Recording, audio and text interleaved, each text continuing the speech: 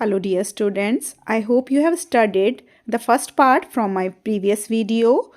तो बाहुबली 1 के बाद बाहुबली 2 देखनी बहुत ही ज़रूरी थी। इसी तरह द सिग्नल 1 के बाद सिग्नल 2 का कंक्लूडिंग पार्ट जानना भी बहुत ज़रूरी है। तो बिगिन करते हैं अपना चैप्टर।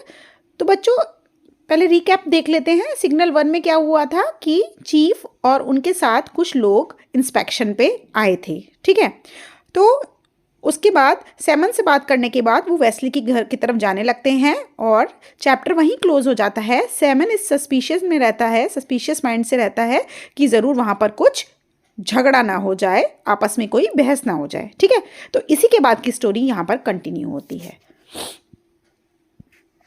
लगभग 2 घंटे बाद सैमन राउंड लेने लग जाता है और वो क्या देखता है कि ट्रैक पर कोई आदमी आ रहा है और वो कोई और नहीं वेस्ली ही होता है, जिसके एक हाथ में डंडी थी और एक शोल्डर पे कुछ बंडल सा रखा हुआ था लकड़ियों का, और उसके जो गाल थे वो हैंकरचीफ में बंधे हुए थे, यानी कि उसने मुंह पे कुछ स्कार्फ टाइप का बांधा हुआ था।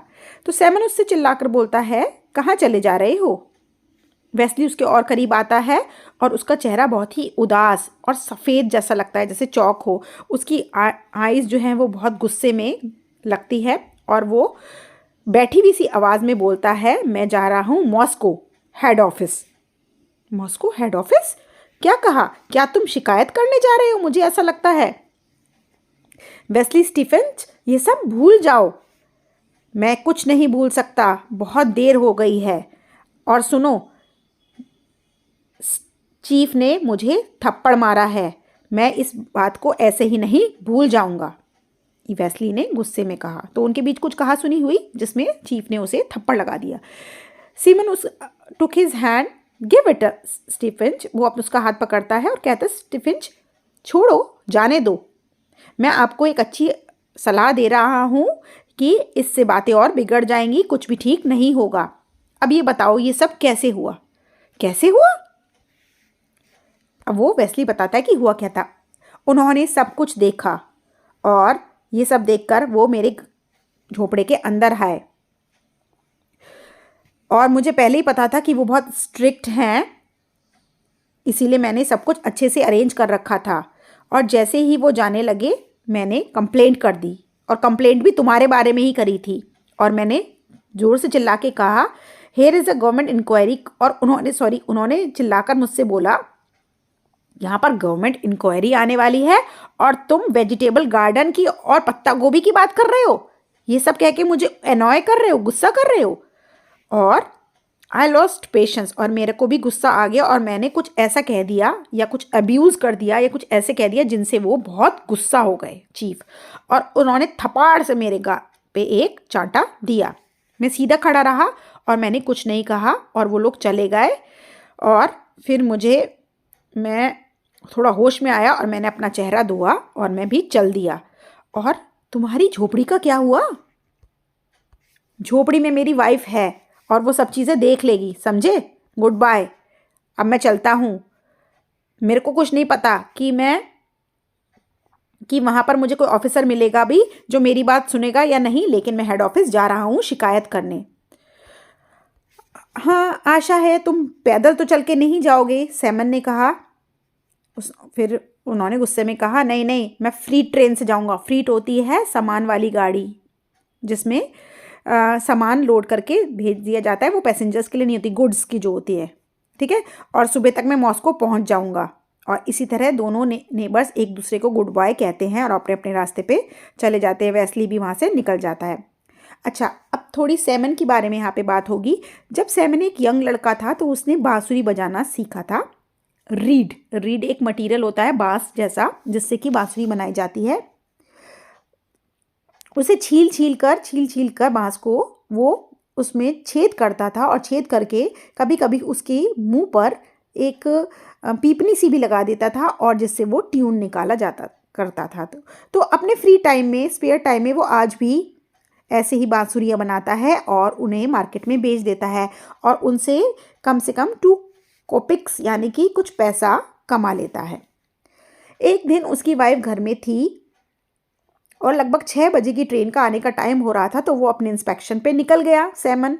और फिर वो वहाँ से निकल कर अपना सारा इंस्पेक्शन करके ट्रैक्स का वो फॉरेस्ट की तरफ चला गया, कुछ लकड़ियाँ तोड़ने के लिए, अपनी बांसुरी वाली चीज़ें बनाने के लिए। और वो अपने सेक्शन के एंड तक पहुँचा, जहाँ तक उसकी सर्वे करने का जगह थी वहाँ तक पहुँचा। और फिर उसने देखा एक बहुत बड़ी झाड़ियाँ सी थी, जहाँ पे बहुत सारी रीड्स लगी हुई थी, जहाँ जिनसे वो अपनी फ्लूट्स बना सकता है। तो उन सबको वो काटने के लिए चला गया, और फिर काटने के बाद वो अपने घर की तरफ वापस आया। और धीरे धीरे करते करते सन भी नीचे आ चुका था, अंधेरा हो चुका था। सिर्फ चिड़ियों की चहकने की आवाज़ ही सुनाई आ रही थी। जैसे ही वो वापस आ रहा था, उसने देखा कुछ आयरन, स्टीयरिंग आयरन, जैसे कि ट्रैक पर कोई चीज़ कुछ घिस रहा हो, आयरन का, लोहे की कोई चीज़ घिस रही हो, इस तरीके से उसे आवाज़ आई थी। लेकिन उसे पता था कोई रिपेयरिंग तो चली नहीं रही है। फिर उसने ध्यान से सुना कि इस सब का क्या मतलब है। वो वुड्स में से, यानी कि वो फॉरेस्ट में से रेल एम्बार्कमेंट की तरफ जाने लगा और वहाँ जाकर खड़ा हो गया। उसने देखा कि on the top a man was squatting on the bed of the line engaged in something. उसने देखा एक आदमी वहाँ पर झुककर कुछ नीचे की तरफ कर रहा है। वो आदमी कौन है, उसके मन में बहुत सस्पिशन। तो सैमन उसकी तरफ गया और उसे लगा कि शायद वो ट्रैक में से कुछ पेच तो नहीं चुरा रहा। सैमन उसकी तरफ जाता है और उस holding a crowbar in his hand the man had लूजन a rail. अच्छा, उसने देखा एक टूल, एक क्रोबार, एक पेचकस टाइप का उसके हाथ में था, और वो ट्रैक के कुछ पेच जो है वो ढीले कर रहा है। और ऐसे करते करते उसने ट्रैक का एक हिस्सा वहाँ से तोड़ दिया, यानी कि ट्रैक बीच में से तोड़ दिया। इतने में ही वो आइडेंटिफाई कर पाता है ये तो वेस्ली है। सेमन जल्दी से आवाज़ लगाता है और उसकी तरफ भागता है। इतने में ही वेस्ली वहाँ से गायब हो जाता है। वेस्ली स्टीफेंस, माय फ्रेंड, अरे दोस्त, ये क्या कर रहे हो? यहाँ आओ, मुझे वो क्रोबार दे दो, मैं इसको वापस ठीक कर देता हूँ। ये तुम क्या कर रहे हो? Come back. अपनी अपनी आत्मा पर ये अपराध मत लो, ये गंदा काम मत करो, ये सिन मत करो। Wesley did not look back. Wesley वैसे ही चिड़चिड़ा था, वो वापस नहीं आया और वो कहीं जंगल में गायब हो गया। अब सैमन तो बहुत ही चिंता में पड़ गया कि उसका काम था ट्रैक ठीक करना, और उसने तो ट्रैक खोल दिया और वहाँ से ट्रेन आने का भी टाइम हो गया था। लेकिन वो ट्रैक टूट चुका था।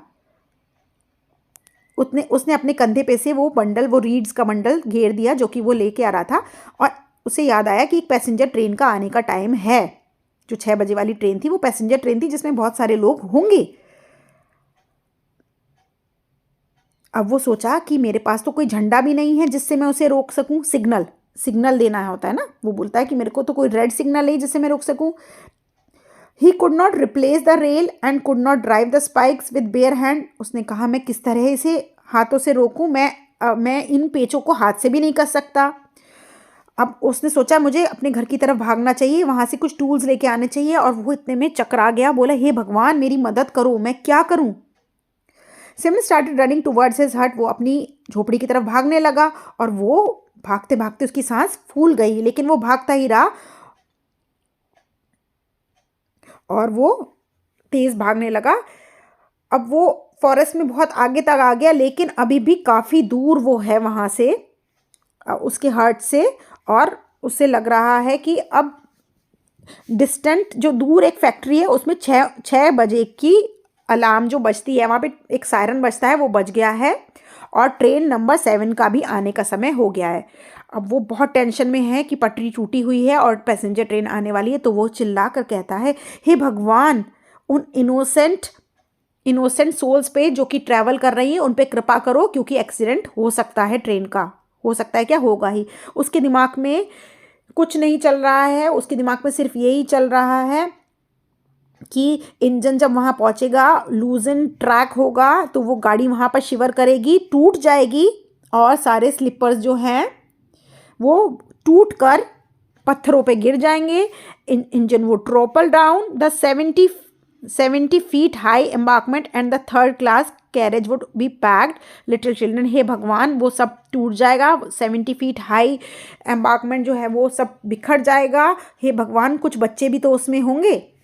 All sitting in train now, never dreaming of danger. सब लोग आराम से ट्रेन में बैठे होंगे, किसी को ये अंदाज़ा भी नहीं होगा कि वो कितने बड़े खतरे में है। भगवान मैं क्या करूं?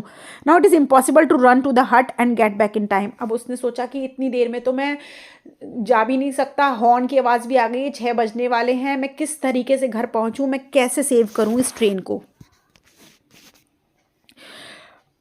वो अपने घर भी नहीं जा रहा था। उसने वापस देखा, उसने देखा कि ट्रेन तो बहुत ज़ोर से आ रही होगी। He did not know himself what was no longer, कि अब what was going to happen, अब क्या होने वाला है। वो बहुत ही चिंता में। He ran as far as he sticks were lying in heap, उसकी स्टिक्स वगैरह सब गिर गई। वो नीचे की तरफ झुका and seized one and ran one on farther, और फिर उसने कुछ पैर में से निकाला और फिर वो भागता गया भागता गया। उसको ट्रेन की आवाज़ें आने लगी कि ट्रेन आ रही है, but he got exhausted and could not run farther, he halted. और इतने से में ही वो उसको ट्रेन की आवाज़ आ गई। वो बहुत थक के चूर हो गया क्योंकि उसे बहुत दूर तक भागना था, और वो रुक जाता है। इतने में ही उसके दिमाग में एक आइडिया आता है। उसने अपनी टोपी के नीचे से एक स्कार्फ निकाला जो उसकी टोपी के अंदर था। उसने उस कॉटन स्कार्फ को लिया और अपने पैर में से, जूते में से एक चाकू निकाला। चाकू वो किस लिए लाया था? वो लकड़ी तोड़ने के लिए चाकू लाया था। उसने अपने बूट में से निकाला और उसने कुछ बोला। उसने क्या बोला कि गॉड ब्लेस मी, हे भगवान मेरी मदद करो। He made a cut in his, और ऐसा बोल के उसने अपनी बाह में एक चाकू मार लिया। चाकू मारने से उसकी बहुत सारा ब्लड निकला और उसने वो रुमाल ब्लड में भिगो दिया, और वो रुमाल भीग कर लाल हो गया, और उसने उस लाल झंडे को फहराया। लाल झंडा किस लिए होता है? लाल झंडा किस चीज़ का सिग्नल होता है? लाल झंडा इस चीज़ का सिग्नल होता है कि आपको स्टॉप करना है, देयर इज समथिंग डेंजर। तो वो सब कर ही रहा था कि इतने में ही ड्राइवर उसको देख ही रहा था, लेकिन इतने में ही क्या होता है, उसको the train was already in side, train दूर से दिख रही थी, but the driver would not see him and a heavy train can not be pulled bye 600 feet. अब उस इतनी कम डिस्टेंस पे इतना हैवी ब्रेक नहीं लगाया जा सकता, और 600 फीट से पहले वो उनको क्लोजली नहीं देख पाते। और सैमन के हाथ में से खून बहे जा रहा था। सैमन अपनी चोट को दबा देता है ज़ोर से, और इतना भारी उसको जल्दबाजी में कट लग जाता है कि वो ट्रेन की आवाज़ से, ट्रेन आने से, ट्रेन सुनते ही उसके दिमाग में एक ख्याल आता है कि I should not be able to keep standing up, I shall fall. उसको चक्कर से आने लगते हैं क्योंकि काफ़ी खून निकल चुका होता है। The train will pass over me, help me O lord. उसे लगता है कि भगवान मैं तो गिर जाऊँगा, मैं तो लुढ़क जाऊँगा, और ट्रेन मेरे ऊपर से गुजर जाएगी। इतने में ही उसको चक्कर आया और उसके हाथ से झंडा गिरा और वो हो गया बेहोश।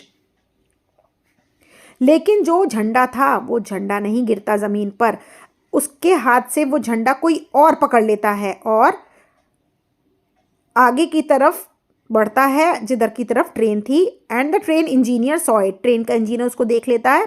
ही shut the regulator and reverse stream, उसने रेगुलेटर बंद कर दिया और रिवर्स स्ट्रीम लगा दी, और ट्रेन इतने में ही रुक गई। लोग बाहर आए कैरेज से और उन्होंने एक क्राउड बना लिया, एक भीड़ बना ली। उन्होंने क्या देखा, एक आदमी एक ट्रैक पर बेहोश पड़ा हुआ है और एक आदमी उसके बराबर में खड़ा है with a blood stained rack on a stick, और दूसरा आदमी एक खड़ा है जिसके हाथ में एक रुमाल है और एक स्टिक है और वो खून में लथपथ है। एक्चुअली वो जो दूसरा आदमी उसके हाथ से झंडा ले लेता है वो होता है वेस्ली। वेस्ली वापस आ चुका है, उसको होश आ गया है, उसको अपनी गलतियों का एहसास हो गया है। उसने अपने दोस्त के हाथ से झंडा पकड़ लिया था और उसने उन सब पैसेंजर्स की और अपने दोस्त की जान बचा ली। वेस्ली लुक्ड एट ऑल और अराउंड एट ऑल, उसने चारों तरफ देखा वेस्ली ने, और उसे बहुत ही शर्मिंदगी महसूस हुई कि वो क्या करने जा रहा था। Blind me I tore up a rail, उसने कहा हे भगवान मैं कितना अंधा हो गया था, मैं एक रेल यानी कि एक ट्रैक को तोड़ रहा था। तो उसे अपनी गलती का एहसास हो जाता है और इसी तरह ये चैप्टर एंड हो जाता है। चिल्ड्रन, आई होप आपको ये चैप्टर अच्छे से समझ में आया होगा। अगर आपको समझ में आया है तो don't forget to give a thumbs up to the video. I have tried my best to explain it in the best possible way. Thank you. Bye bye.